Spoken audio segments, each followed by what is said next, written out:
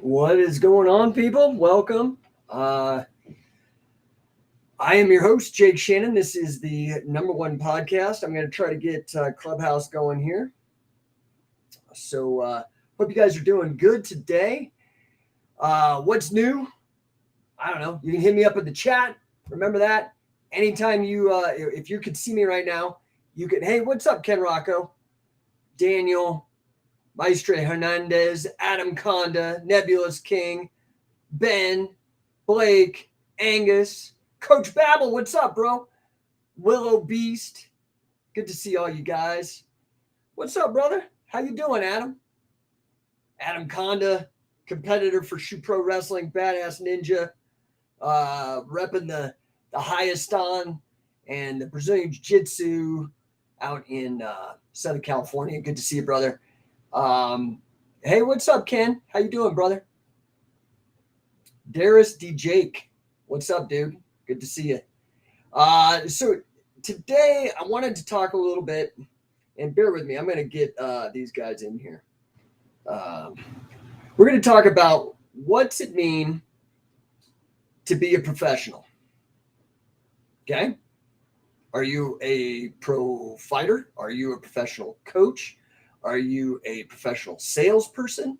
Are you a professional barista? I don't know. What are you a pro at? And how do we determine what that means? What's it mean to be a professional at something? By the way, guys, how do you guys like the set? I just got the set. I'm super stoked. Got my sign, got my belt. Hope you guys are doing good today, man. It's a wonderful day. It's a wonderful day. Any day that you're not 6 feet under is a good day. So, man, I'm sorry, I'm trying to type this. What's it mean to be a pro? Okay, here we go. This is for Clubhouse. You want to get in on Clubhouse? Go over to Clubhouse. Find me there. What is my name over there? No1 coach or something like that. I don't know. You got to find it. I don't even know how to work half this shit. I just broadcast out to every freaking channel I possibly can. Literally, I'm on YouTube, 2 different YouTube channels, Scientific Wrestling channel, my personal channel, Facebook, 3 different Facebooks, my personal Facebook, Scientific Wrestling Facebook, and then I have a comedy page called Fenord U. That one's got like 30,000 people on it as well.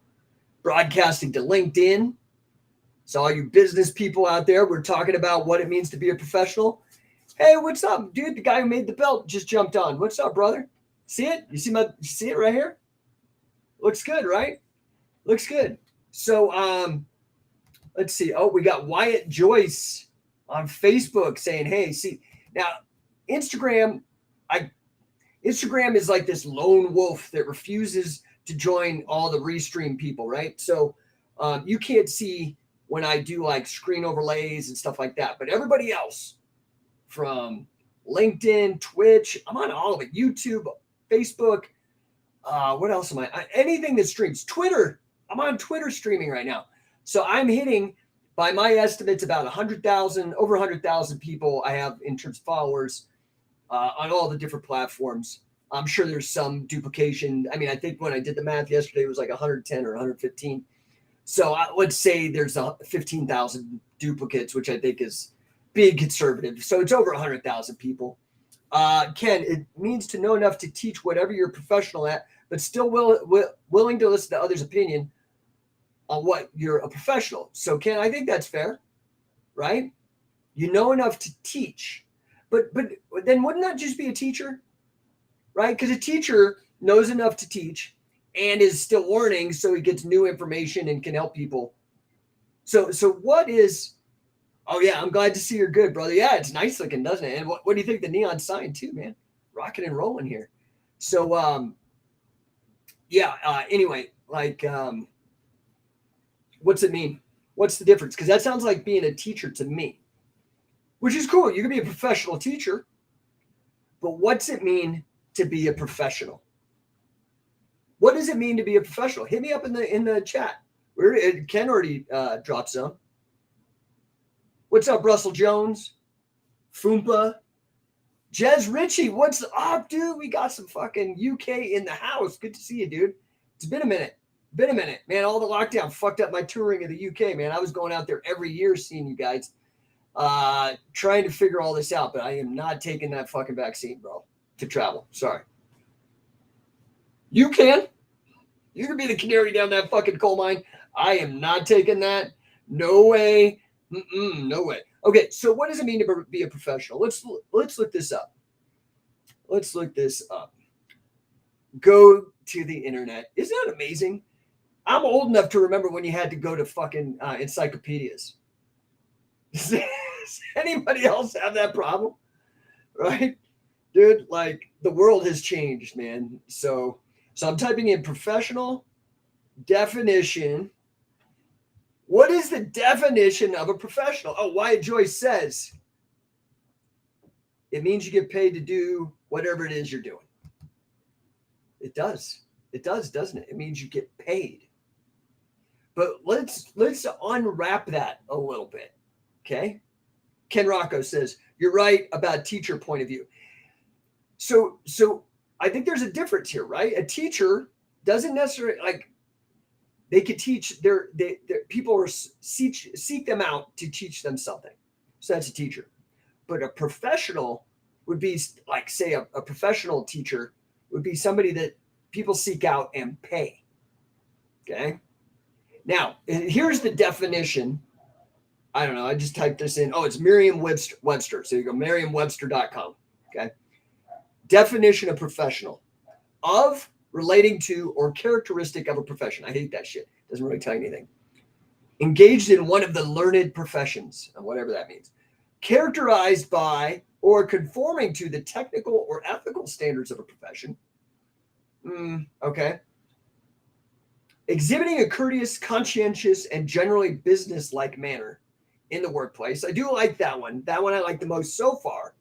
But here is the one that I think, hey, Kaiju Wrecking Machine, what is up? Andy, what is up? Alfred, what is up? Justin, what is up? Guys, Instagram's on fire. That's why I have to include Instagram, okay? Because I love you guys out on all the other platforms, but man, I got a lot of love on Instagram. So come on, guys, get on the comments. Let's show them what's up. You can't see Instagram. Again, I don't get what the hell's going on with them. Why can't they just get in here? Because they could see all the cool graphics and stuff you see. You guys don't even get to see. You guys, that's why I got that nice set is for you guys on Instagram. So you have something nice to look at. It ain't me. Okay, so exhibiting. What is a professional? That's what we're talking about. What does it mean to be a professional? Okay, and we've gone through some definitions, going through Merriam-Webster. Last definition I went over was exhibiting a courteous, conscientious, and generally business-like manner in the workplace. Okay, which maybe Conor McGregor is not really a professional fighter by that definition. So he is a professional fighter, but is he courteous, conscientious, and generally business-like? I mean, throwing shit like luggage carts at buses and stuff. I don't know. Here's the one that I like that I think is the one that I'm getting at. Okay.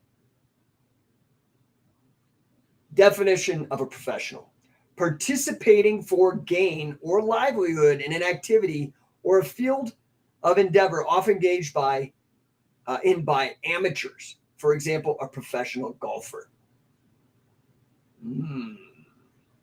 So I find this interesting, right? Because I'm going to tell a story about Billy Robinson. I was recently asked by the International Professional Wrestling Hall of Fame. It's pretty awesome. It's going to be big. It's like relatively new. Kind of, I think they started opening up just prior to COVID, but they really got the ball rolling. Anyways, there's this new International Professional Wrestling Hall of Fame. You can look it up. And they're inducting Billy, which really made me super duper stoked. Okay. What? Oh, wait, we got another comment here. I have no idea how to pronounce your name. I'm so sorry. It's Nuret Ferjat, an expert who is recognized as such by the consensus majority. Maybe is that a professional? I mean, I think it's whether you make money or not. Honestly, I mean, an expert, because that would just be an expert. You could be an expert and not make any money. Not well. Maybe to me, professional just is so synonymous with business. Maybe you're right. I don't know.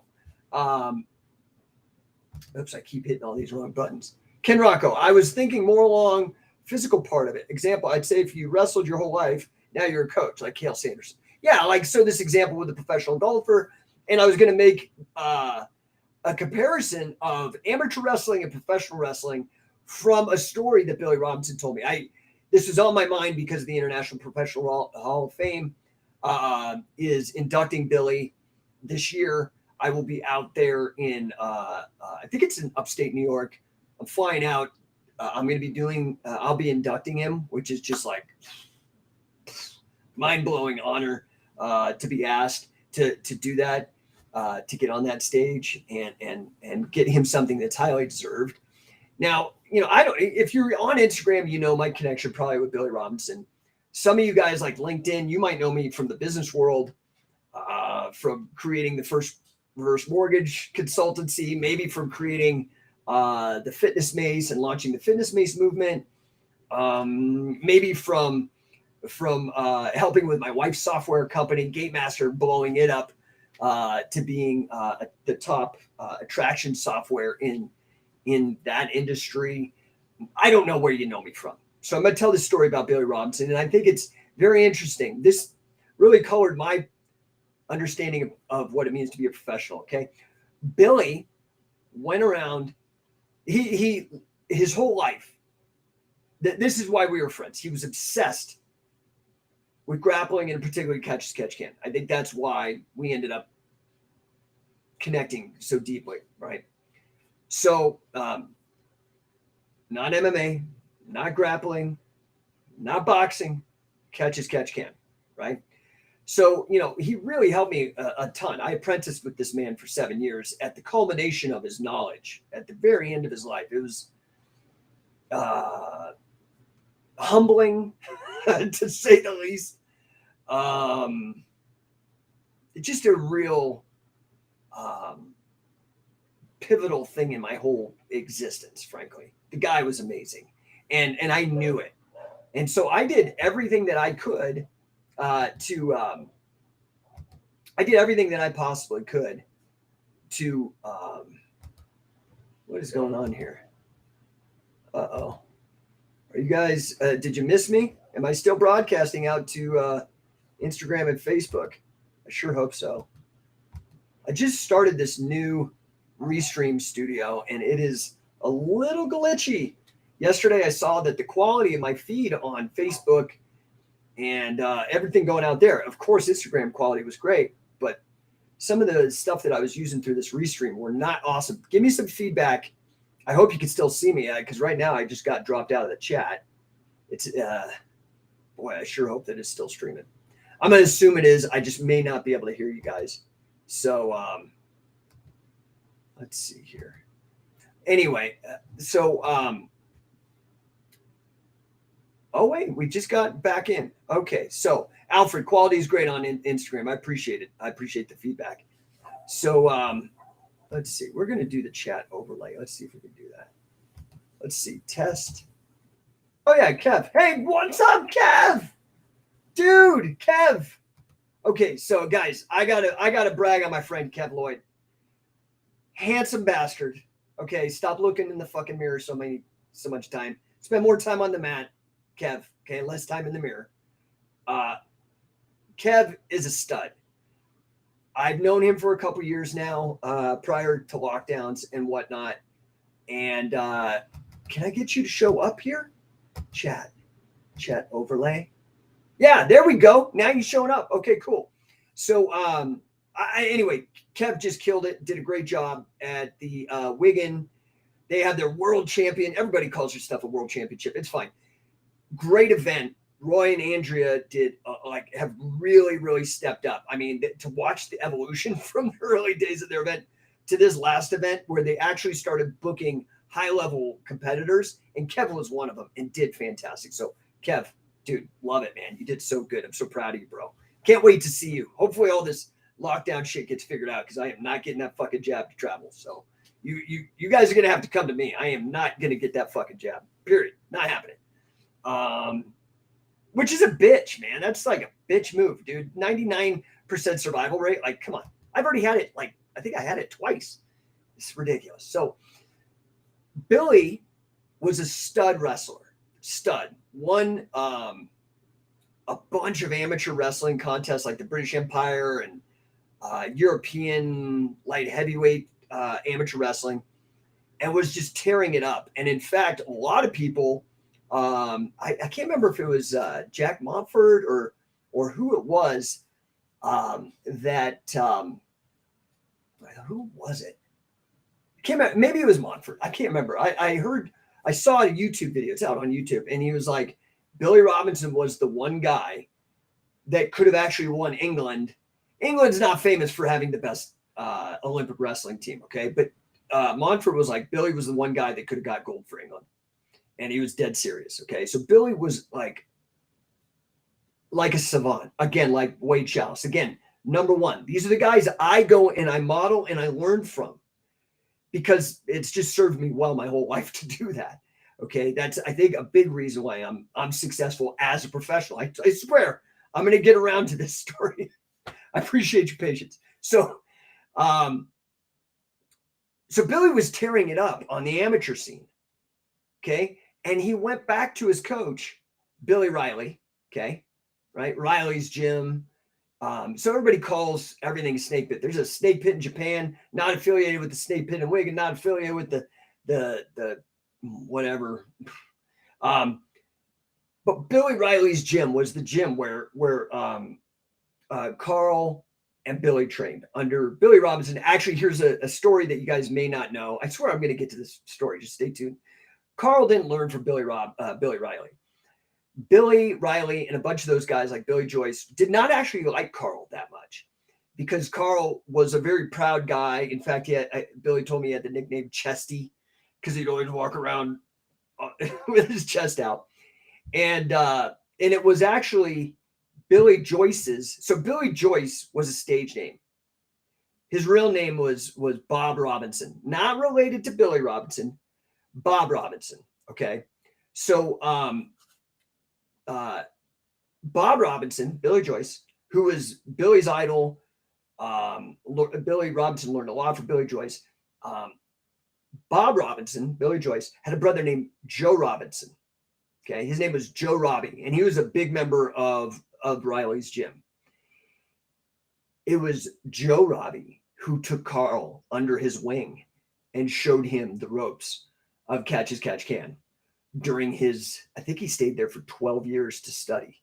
Okay, so it was really Joe Robbie who really taught Carl, gave him his introduction to catch. Now, one other thing about Carl left after 12 years, learned as much as he could. This was after going to the Olympics, placing 10th, I think, in Greco or freestyle, one of the two, or maybe both, at the 48 Olympics, after getting out of a concentration camp and nearly starving to death.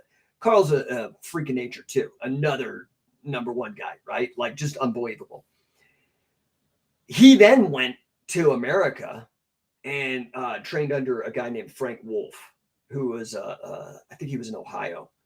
And actually, Carl considered himself an American catch wrestler, and I don't know if that was because there was animosity. There was always a lot of animosity with Carl. He was a little curmudgeonly even when he was young. But Billy Robinson was tearing up the scene and went over to Billy Riley and said, "Billy Riley, Billy, hey.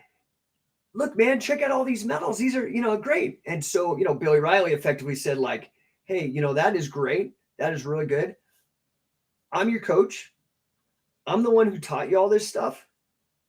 Why didn't you take me out to celebrate for a steak dinner?" And poor Billy was like, "I can't. All I have are these medals." And then Billy Riley said, "You can't buy a steak dinner with medals. It's time to turn pro." You understand? So he had to make money now, make a living. And Billy ended up making, during his time, his heyday, Billy told me, this was in the 70s, he was making over 20 grand a week wrestling. Okay. As a professional wrestler, in in the theatrical world of wrestling, like The Rock or John Cena. So I don't know if you adjust for inflation what $20,000 a week is today, but that's a lot of money. It's still a lot of money to us. I'm aspiring to hit $20,000. My one of my goals is actually $50,000 a month. So Billy was doing $60,000 a month in the 70s. Okay, crazy. That's a pro. Okay, so like there are grades of being a pro as well. So you could be a low paid pro. Somebody pays you $1. You're a pro, but they only paid you $1 for your services. Okay. Just like a teacher, you could teach for free. You could be Jesus, you could be Buddha and teach for free, but you're not a pro. Technically, by the definition I am using. I don't know, maybe I'm wrong. Okay. So what does it mean to be a pro? To me, it means you get paid, right? And now, just because you make a crap ton of money doesn't necessarily mean you're the best. Doesn't necessarily mean you're the best, right? But it means that other people think that you're the best. Fair?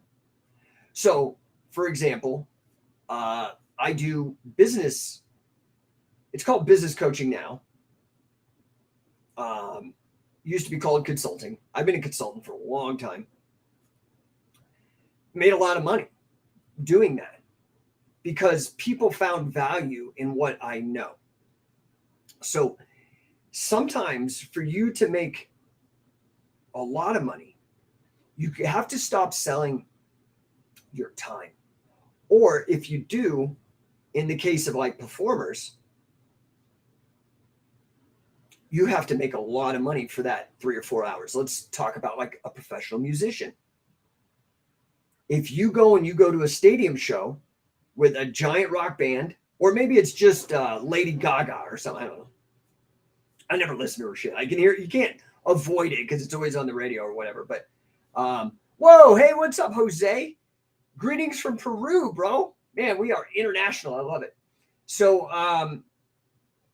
yeah, like you get Lady Gaga. Okay. Now here's the thing. Sure, you could go see her and the ticket's what, $100? Or Joe Rogan. I just went and saw him when he was here in Denver. Great show, by the way. Great show. Love Joe Rogan. He's actually the number one podcast. I call mine number one podcast because I want to document the journey from being no one to number one. You understand? And it's clever. So, but let's say you're Joe Rogan, right? So you want to see Joe Rogan. I mean, I spent to get front row tickets. I spent for me and my wife, it was, $300-400, whatever it was. I don't know. It was a couple months ago. But there's a lot of people paying that. Now, you pay for proximity, right? I wanted to be front row, so I paid a lot of money compared to everybody else. And then there's the people out in the nosebleeds that are, I don't know what those tickets were, what, $60 or $70 or something. Okay. Now you multiply that by, I don't know, it was the Belco Theater, which was packed. I have no idea what the capacity is. Let's say it's 10,000. Okay. And you can kind of figure out, man, the guy made, now we're just talking revenue, not profit, like not necessarily what you could take and spend, but, probably made $1 million or a couple million. I don't know, a lot of money or something around that for 3 or 4 hours. In fact, I think his set was only like an hour, right? Because he had a bunch of other comedians open for him. So that's one way, right? Is you could sell your time. So for example, I do one-to-one coaching, but it's very, very expensive because I have other people. What happens is it gets to be like a bidding war, like eBay. One person's like, I'll pay you this. It's like the housing market. Oh, okay. Well, and they bid over price. And then you're like, well, shit, I've got kids to feed and I want to put them through school and I got orthodontics shit to pay for. And I got expenses. So, okay, I'm going to get paid. And I don't have a problem. I know that what I do is the best. I literally do. I know this. I've outworked every other person, whether it comes to business or it comes to catch as catch can, than any other person on the planet. And I actually believe that my prices are low, to be honest. But when there's a bidding war, I'm just like, dude, I'm going with whoever pays me the most money.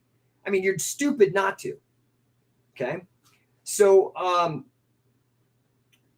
that's one-to-one coaching where you have my undivided attention.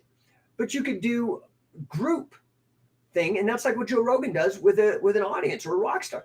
You're dividing it. Now his attention's divided. He's not talking directly to you, right? But you're in the room, you're able to laugh, you're like, he sees that you're in the room, that kind of stuff. Right? Same with Metallica or whatever you're in. I don't know who you're into or what the kids are into. But my point is that now that is really difficult to scale. So one of the ways to scale it is to do something like this, right? I told you that I have across my social media over over 100,000 followers. That's, dude, I mean, that's a lot of people, and I want to reach everybody, right? They follow me for some reason that they have in their mind, whether they like me, hate me, or think there's some benefit to it for them, for whatever reason. And I'm telling you, the haters still benefit. That's why if they didn't benefit, they just would not pay attention. They go pay attention to something else. There's something you need to understand about haters, dude. The haters actually will make you more money than somebody who is neutral. So it's important to have fans and haters. You just don't want anybody neutral. I talked about this a couple weeks ago in a broadcast.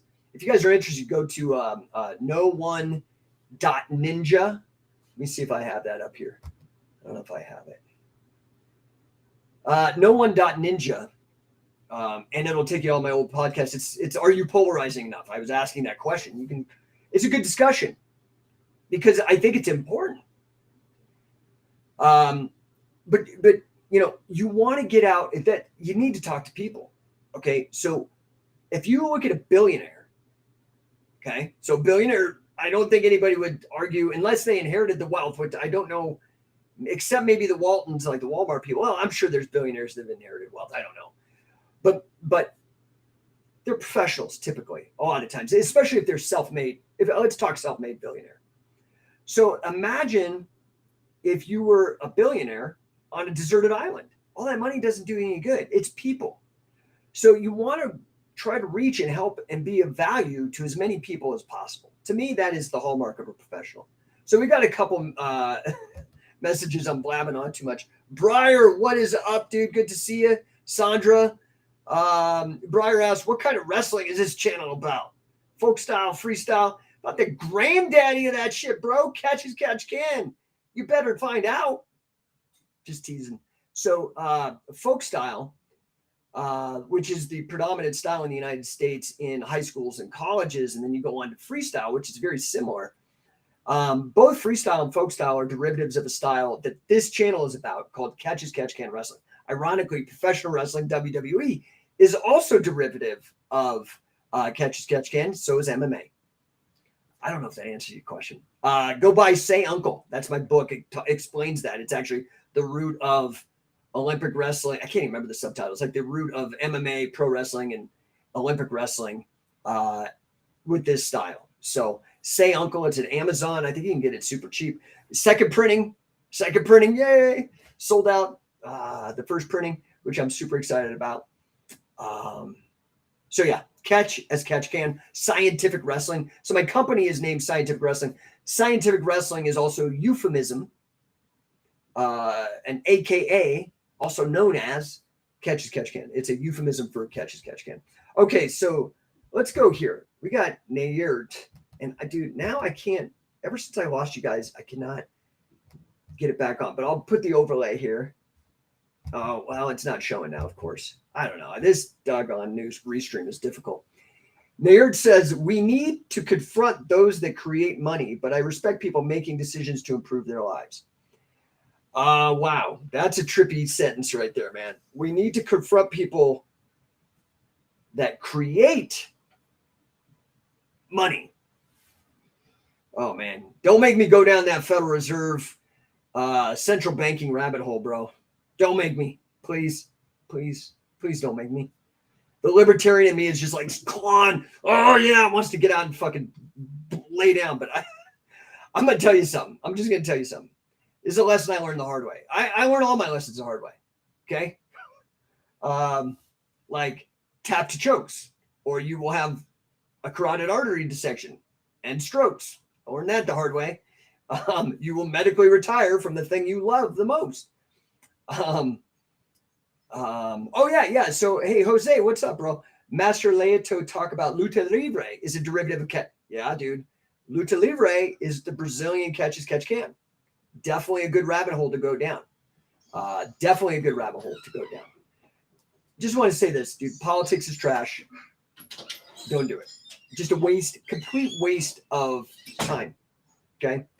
You can't control anybody else. You can't. Impossible to do. You cannot control anybody else. I know this is a fact. Okay? Can't control anybody else. The effect that you're going to have on these people is nil. So just move on. Just try to reach your maximum potential. Okay? Thank you so much. Come and say hi. This is my gorgeous wife. Look at my beautiful wife. She just brought me a nice meal. I don't know, some chicken or something. I'm not sure what this is. Lemongrass chicken. Lemongrass chicken. Thank you. Appreciate you. So anyway, yeah. What does it mean to be a professional? It means you need to be able to make money. But what does that mean? Now, making money is not the same as creating money. Okay, so Nuriette Ferjatur. I don't know how to say your name. Making money as a professional athlete, professional fighter, professional wrestler, professional actor, professional musician, professional golfer, professional salesperson, professional businessman, whatever. I do like those last two definitions about earning a living and or your livelihood doing it, and behaving in a certain manner. I think that one's lesser so. I think it is about making your livelihood doing something. So, for example, scientific wrestling. Now, I have multiple companies. I'm an entrepreneur. And scientific wrestling, I might be honest, it looks amazing. It's still the best. I mean, honestly, like I look at all my competition, nobody has been able to do what I do. Okay, because I am like I go to be the best. I go to be number one, or I don't do it. Okay, well, that's not true. There's a lot of things I failed at. I get into things and I want to be number one. And some things I don't make it, some things I do, right? Michael Cardenas. Let's see. Dude, how do I do this? It says that the chat will display there, but it does not. Because we got Michael Cardenas on YouTube says, can you elaborate on the body scissor or guard in catch? Yes. In fact, I was just teaching leg scissors last night. I had a late night crew that I meet with. It's a training camp. It was like a 6 week. It turned into an 8 week. I just gets extended. And then we're doing like a 2-day camp additionally with these guys over in Aurora at V10 training, Vern Irwood Scientific Wrestling Affiliate Gym. Number one American, first American affiliate. Yay, Vern. So we were going over leg scissors. Now the body scissor is different than the guard. Okay. Now you have to understand that there was guys like, for example, Joe Stecker was famous for his body scissor. Now Joe Stecker goes back. He's back to like close to the golden age, just after Frank Gotch and Hackett Schmidt and those guys in the 20s and 30s. Legit dude, tough dude, lanky like me, you know, so a great catch wrestler, really good with the body scissor. Okay. So, oh, hold on. Now I got a message and I'm going to have to cut this short. Hold on just a second. I'm going to cut this short. You guys got 5 minutes. I actually forgot about a coaching call I had. How unprofessional, but it happens. It happens, right? When you stack too much stuff. But I do try to provide so much value to these people that it's like not a no-brainer, and they understand what I'm doing because I'm trying to coach them to do what I do. So anyway, the body scissor is akin to the guard, but it's a completely different strategy. So they used to try to submit people with the body scissor by pressure, okay? Whereas the guard treats the body scissor not as a submission in itself, although some people have gotten to it where they do the figure four and try to squeeze the guy, which is similar to what they used to do with the body scissor. So there is some of that in the guard. But the guard has become really about a control position from which to set up other submissions for the jiu-jitsu, okay? Catch doesn't do that because what you're seeing now that everybody's doing leg locks, Catch has been doing leg locks since 1870, okay? Toe holds, Frank Gotch, like, come on. So Carl Gotch, okay, one of my mentors, used to say, dude, if somebody would do that to me, give me their legs like that, like they do in the guard, I would just break their legs. And if you can't do that, you should quit. He was harsh. But guess what? Now that guys like Dan Hurt, Gordon, and Ryan, all those guys in the no-gi scene are starting to embrace leg locks, nobody passes guard. Because that, so maybe it's controversial, I don't know. From my perspective, the guard is a great control position, but there's a lot of risk with leg locks and whatnot, right? Jay Futures Trading. Oh, dude, are you a futures trader? I got my master's of financial engineering, bro. I love derivatives, man. I did a fuck ton of it. I invented the first reverse mortgage valuation model, which was difficult because the prepayment risk is based off actuarial tables when people die, right? So anyway, nerd shit. But dude, yeah, I'll come to New York. DM me, man. We're trying to get into New York. Here's the weird thing. What is up with you fucking guys in New York? I love you. You guys love me. I look on my Instagram. New York is the number one. I mean, I was in LA for years. So I actually was there, had clubs. Most of my coaches come out of like Southern California, the guys who were under me. So I understand LA's number two, though. You guys are like watching all my shit.